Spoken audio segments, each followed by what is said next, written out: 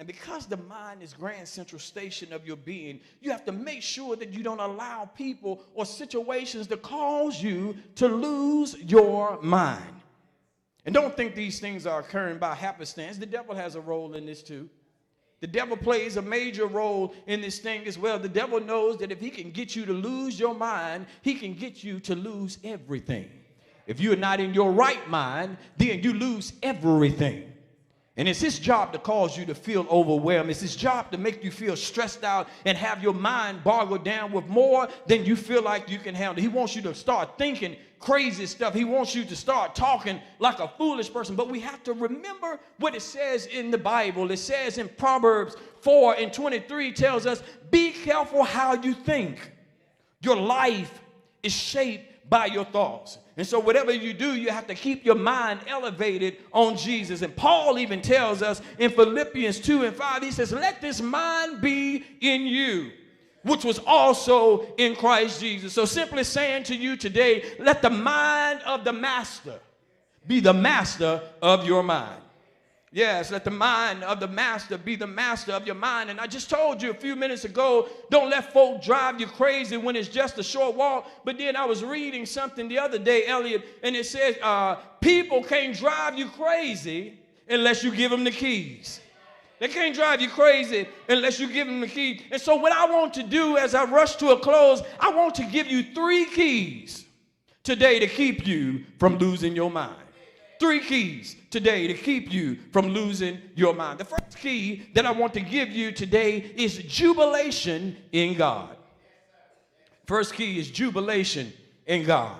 And when you think and when you hear the word jubilation, Joanne, the first word you think of is joy.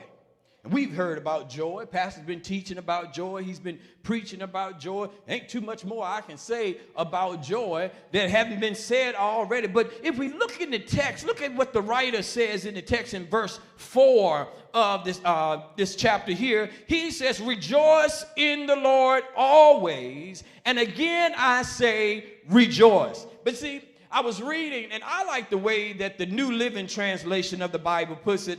It says, always be full of joy in the Lord. I say again, rejoice. And the writer of these words, as he pens them, he's in prison. And here's a man in prison under lock and chain saying to you, hold on to your joy. And here's a man in lock and key, locked up, bound in jail, but he's telling you to hold on to your joy. Now, how is it that Paul is locked up in prison, but he's telling you to hold on to your joy? I want to know, how is it that Paul can have joy in prison and we can't have it living in enjoying the luxuries of life?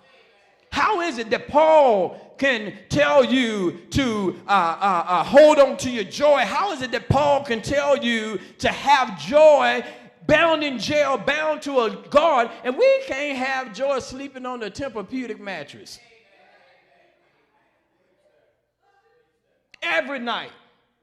But here Paul is showing the Philippian church, as he's showing us today, that we cannot let anything or nobody take your joy. Brendan Nehemiah says it like this: the joy of the Lord is my strength. And so long as you got the joy of the Lord, you can feel stronger already. Makes no difference what's going on in your life. It makes no difference what situations come. As long as you got the joy of the Lord, I feel strong already. I'm telling you, it don't make no difference what they say on my job. It don't make no difference how my family is getting on my nerves. It makes no difference what's going on in my life. As long as I got the joy of the Lord, I feel stronger already.